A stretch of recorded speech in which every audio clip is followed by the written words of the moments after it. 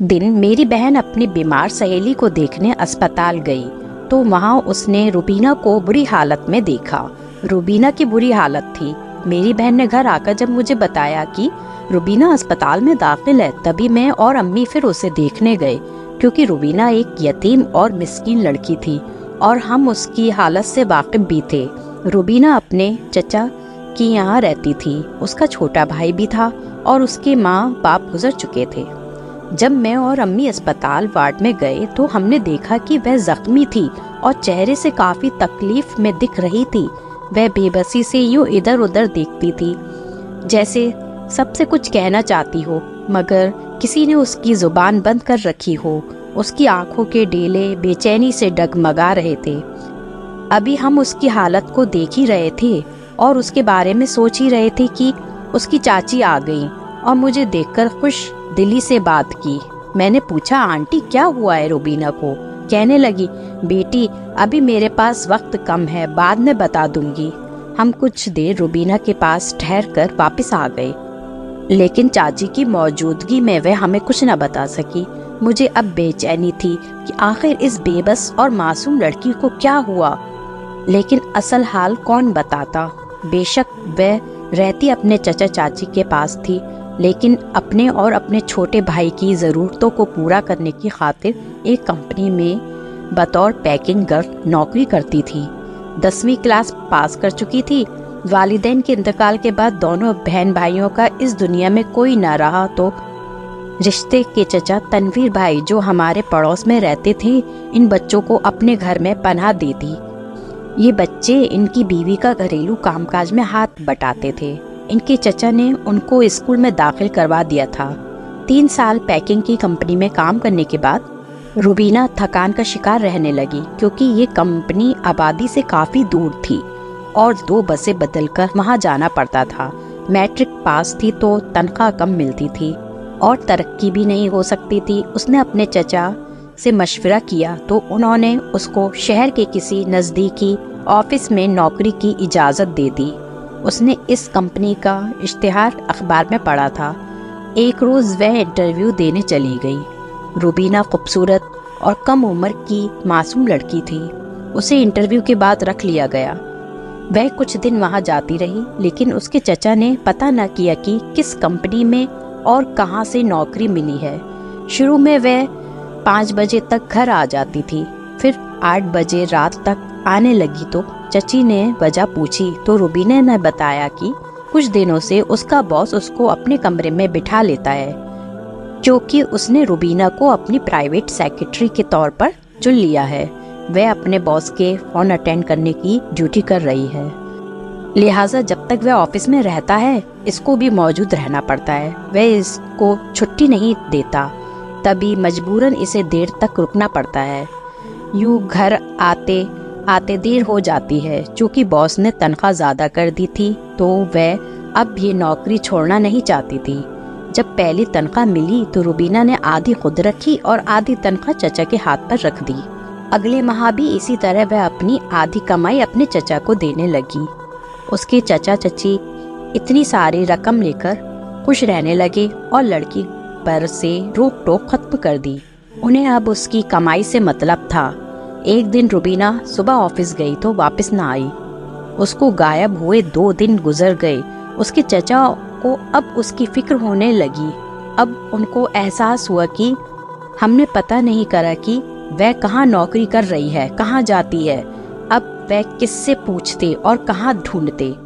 वह इसी सोच में थे कि तीसरे रोज उसके चचा को एक अस्पताल से नर्स का फोन आया कि आपकी भतीजी यहाँ अस्पताल में भर्ती है। वार्ड का नंबर भी दिया और चचा और चची वहाँ पर पहुँचे तो रुबीना के पास नर्स मौजूद थी। कहने लगी कि एक औरत जिसने अपना तारुफ तक करवाना मुमकिन न समझा, बस सिर्फ इतना कहा कि उसको ये लड़की जख्मी हालत में मिली थी। इसकी टांग में फ्रैक्चर था और ये सड़क किनारे पड़ी थी। इसे होश ना था। मैं इसे अस्पताल ले आई हूँ। जब इस लड़की को होश आ गया तो इसने ही मुझे आपका नंबर दिया है। ये हमें नहीं बताती कि इसके साथ क्या हुआ है। आप खुद पूछ लें। अगर आपका नंबर न देती तो शायद पुलिस को इत्तला करना पड़ती। लेकिन अभी तक पुलिस को इस मामले से दूर रखा गया है। अब आप जो मुनासिब समझे करें। चचा और चची बारी बारी अस्पताल में उसके साथ रहते थे। पता नहीं रुबीना ने अपने चचा को क्या बताया था। रुबीना को देखने दोबारा हम अस्पताल गए थे। उस वक्त उसके पास कोई भी मौजूद ना था। चचा अपने ऑफिस चले गए थे और चची अपने घर आ गई थी। हमें देखते ही उसकी मायूस और बुझी हुई आंखों में चमक पैदा हो गई। यकीनन उस दिन वो हमको बता देती कि उसके साथ क्या हुआ था। उसने बोलने की कोशिश करी ही थी कि एक औरत वार्ड में दाखिल हुई और उसकी तरफ आ गई। वो कुछ देर तक नर्स से बात करती रही, उसकी मुट्ठी में कुछ रकम दी और फिर वहां से चली गई। लेकिन मैंने नोट किया कि इस औरत को देखते ही रुबीना का रंग उड़ गया था और उसकी बुझती आंखों की चमक जो हमें देखकर उठकर आई थी, फौरन ही खौफ के अंधेरों में डूब गई। शायद इस वजह से कि उसकी कार से टकराकर ये सड़क पर गिरी थी। अभी मैं इस बारे में सोच ही रही थी कि वार्ड का मुलाजिम आ गया और कहने लगा कि मुलाकात का वक्त खत्म हो गया है, आप लोग चले जाइए। हमें वहां से आना पड़ा और मैं रुबीना के दिल की ये बात ना सुन सकी जो मुझे कहना चाहती थी। वो उसके दिल में ही रह गई। बहरहाल जब वो ठीक हो गई तो चचा उसको अस्पताल से घर ले आए। वो 2 रोज तक कहाँ गायब रही, कैसे जख्मी हुई, उसको अस्पताल से किसने दाखिल किया, या वो औरत कौन थी जिसकी झलक हमने देखी थी, उसने नर्स को रकम क्यों दी, घर आकर भी उसने हमको या किसी सहेली को कुछ न बताया, क्यों उसकी जुबान गुम हो गई थी। उसके चचा चची ने भी हर बात को दिल में दबा ली और पर्दा डाल दिया इस राज पर कि इस लड़की पर क्या गुजरी है। बस यही कहते थे कि एक हादसा था, हो गया, शुक्र करते हैं कि ये वापस मिल गई और जिंदा सलामत है। चर्चा क्या करे कि बेटियां इज्जत होती हैं, अल्लाह हर किसी की बेटी की हिफाजत करे। एक बार मेरे वालिद साहब ने चचा को कुरेदने की कोशिश की थी। कहा कि अगर किसी के खिलाफ कार्रवाई करनी है तो मैं आपके साथ हूँ। उन्होंने जवाब दिया कि भाई साहब बराए मेहरबानी इस बात को बुला दें, इसी में हमारी बेहतरी है।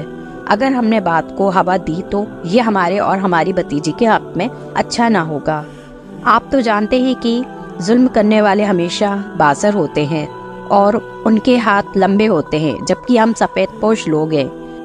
यही बहुत है, हमारी लड़की हमको मिल गई है और हम रुसवाई से बच गए हैं। चचा का ये जवाब सुनकर वालिद साहब खामोश हो गए। कुछ दिनों के बाद चचा घर बेचकर कहीं और जा बसे और उनसे हमारा राब्ता ना रहा। एक रोज मेरी एक पुरानी क्लास फेलो मुझे सदर बाजार में मिली। वह एक स्कूल में टीचर थी।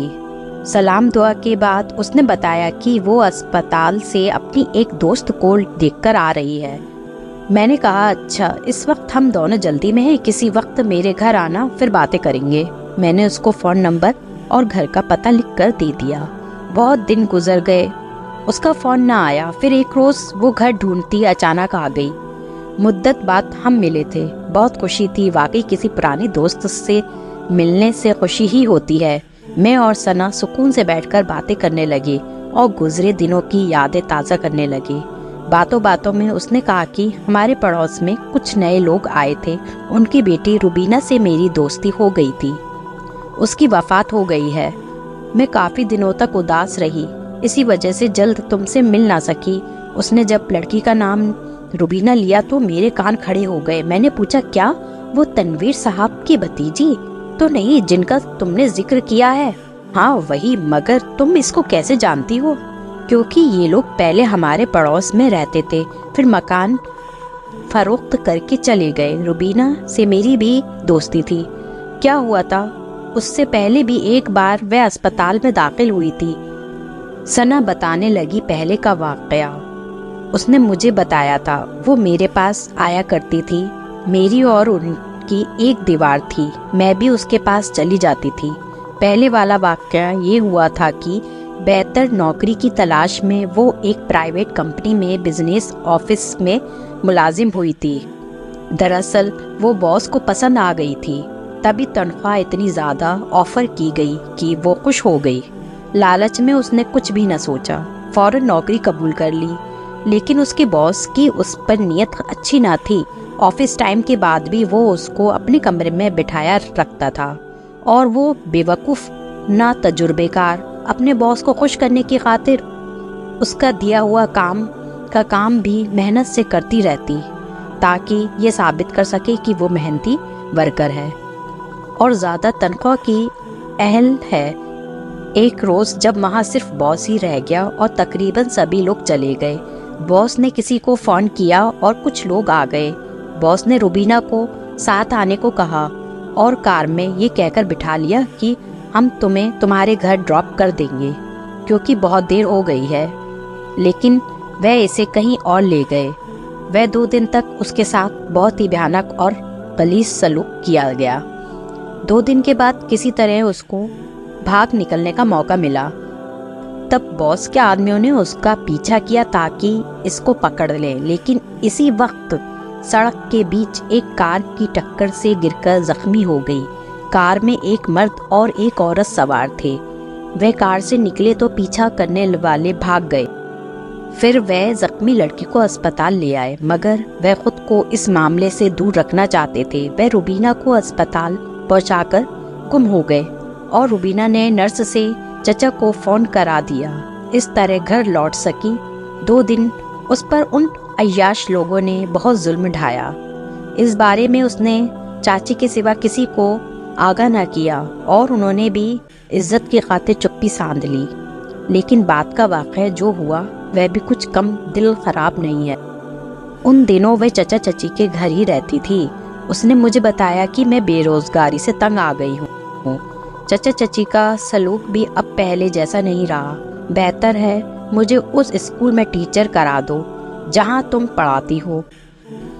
4 रुपए कमा लूँगी तो भाई की तालीमी खर्चे पूरे कर सकूँगी। मैंने हेड मिनिस्टर से बात की तो वह कहने लगी कि मैट्रिक पास को कैसे टीचर रखूं। यहाँ तो बीए पास मुलाजिमों के लिए मिन्नतें करती हैं। बहरहाल मैंने हेड मिनिस्ट्रेस को उसके बारे में मुख्तसर बताया कि बहुत मजबूर, यतीम और मस्कीन लड़की है, तो उन्होंने उसे छोटी क्लास को पढ़ाने के लिए रख लिया। कुछ दिनों बाद फिर ये वाक़या पेश आ गया कि हम हैरत में डूब गए। पता चला कि उसकी चाची अपने मायके गई हुई थी। वह घर में अपने चचा के साथ अकेली थी। किचन में खाना बना रही थी कि उसके दुपट्टे में आग लग गई और वह जल गई। सना की बात सुनकर मेरी निगाहों में उसका काबिले रहम चेहरा घूम गया जो मैंने अस्पताल के बिस्तर पर पहले देखा था। सना बताने लगी कि पुलिस आई थी, लेकिन तनवीर साहब ने भतीजी की लाश पुलिस से हासिल करते ही उसको उसी उजरत में दफना दिया था। हम भी उनके घर गए थे, लेकिन उसकी चची ने सिर्फ इतना बताया कि मैं और बच्चे शादी में गए हुए थे। घर में सिर्फ चचा भतीजी थे। जब रुबीना को आग लगी, चचा दौड़कर उसके पास गए और आग बुझाने की काफ़ी कोशिश की, मगर कोशिशों के बावजूद रुबीना को न बचा सके। जबकि इस दौरान ना तो चचा के हाथों पर जलने से कोई निशान नजर आए और ना ही उनका कोई कपड़ा जला हुआ था। पुलिस अफसर को बुनियादी तौर पर तनवीर साहब का बयान जरूर झूठा मालूम हुआ, लेकिन कोई सबूत न होने पर उन्होंने कोई कार्रवाई न की। पड़ोसियों का रवैया अजीब रहा। उनमें से कोई भी तनवीर साहब के घर उनकी भतीजी को पूछने को न गया, क्योंकि करीबी पड़ोसी भी बहुत से शक व शुबा में गिरफ्तार थे। सना का कहना था कि हम सब यही सोचते और हैरान होते थे कि जब रुबीना को आग लगी तो न जाने उसने आवाज़ मुंह से क्यों नहीं निकाली, क्योंकि किसी भी पड़ोसी ने उसकी हल्की सी चीख भी नहीं सुनी। जबकि रुबीना और सना की घर की दीवार एक ही थी। अलबत्ता मरने से चंद घंटे पहले सना का छोटा भाई कुछ देने तनवीर साहब के घर गया, जो अंदर से रुबीना के बिलक बिलक कर रोने की आवाज़ आ रही थी। वह तभी बगैर दरवाज़ा खटखटाए लौटकर आ गया। उसने अपनी अम्मी को बताया, मगर सना के अब्बू ने अपनी बीवी को उस वक्त उनके घर न जाने दिया कि उनके घर के मामलात में हमको टांग अड़ाने की कोई ज़रूरत नहीं है। सना कहने लगी कि काश अब्बू अम्मी को उस वक्त जाने देते। अम्मी उस गरीब यतीम लड़की का आखिरी दुख तो सुन लेती। मुझे सना की ज़ुबानी रुबीना के बारे में और उसकी मौत के बारे में सुनकर बहुत दुख हुआ। रुबीना की दर्दनाक मौत का सुनकर मैंने सना से कहा कि मैं उसके घर दुआ के लिए जाना चाहती हूँ, तो वह कहने लगी तुम अब नहीं जा सकती, क्योंकि वह घर भी तब्दील करके कहीं और जा बसे हैं। अलबत्ता पड़ोसियों के मुंह पर तरह तरह की बातें अभी तक है। कोई कहता है कि वह तनवीर साहब की सगी भतीजी ना थी। चाची की गैर मौजूदगी में न जाने तनवीर साहब ने उसके साथ क्या सलूक किया कि उस दुखी लड़की ने मायूसी के आलम में खुदकुशी कर ली। कोई पड़ोसी कहते थे कि वह खुद से नहीं जली, शायद उसको किसी वजह से तनवीर साहब ने मार दिया और बाद में उन्होंने उसको जला दिया और पुलिस का बयान दिया कि इत्तेफाक से जली है, क्योंकि अगर इत्तेफाक से जली होती तो यकीनन चीखो पुकार करती और मोहल्ले वाले उसकी कोई तो आवाज़ सुनता। उसकी हल्की सी चीख भी नहीं सुनी, जबकि रुबीना और सना के घर की दीवार एक ही थी। लेकिन इंसान जब बदगुमानी पर आए तो वह फरिश्तों को भी नहीं बख्शते। तो बेचारे चचा तनवीर साहब तो फिर इंसान थे। दुआ है कि अल्लाह किसी के बच्चों को यतीम ना करे, वरना रिश्तेदारों के घर यतीम बच्चों का पालना भी एक आजमाइश से कम नहीं होता है। आपको आज की हमारी कहानी कैसी लगी कमेंट करके बता सकते हैं, और इसी तरह की कहानी सुनने के लिए आप हमारे चैनल को सब्सक्राइब करें। Thank you.